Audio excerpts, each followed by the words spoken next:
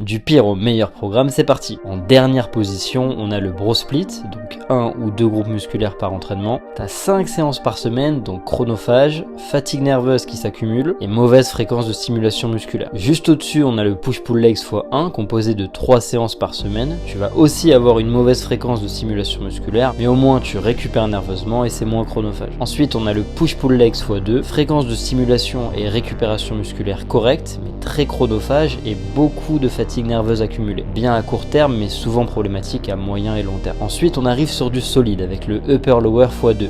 Donc 4 séances par semaine. Moins chronophage, bonne récupération et fréquence de stimulation musculaire de 2. Très correct. Le seul bémol, c'est que si t'aimes pas les jambes, tu vas devoir faire des séances uniquement jambes. Aussi, tu peux pas faire un mouvement 3 fois semaine sans augmenter la fréquence d'entraînement à 5 séances. Pas idéal si tu veux progresser très vite sur un mouvement précis. Et tout en haut, on a le full body. Le vrai full body, pas celui où t'as une seule séance interminable que tu répètes inlassablement. C'est incroyable car chaque séance tu kiffes, vu que t'es sûr d'avoir au moins 1 ou 2 exos que t'aimes. Tu fais souvent les mouvements sur lesquels tu veux t'améliorer, donc tu progresses encore plus vite, tu as un énorme gain de temps sur ta semaine, une excellente récupération à la fois musculaire et surtout nerveuse, ce qui est super important et très rare avec une bonne fréquence de stimulation musculaire. En gros, tu as plus de résultats en moins de temps. Le meilleur retour sur investissement du temps que tu passes à la salle possible. J'y ai dédié une méthode spéciale après des années à perfectionner le potentiel de ce style d'entraînement. Commente méthode pour découvrir la présentation.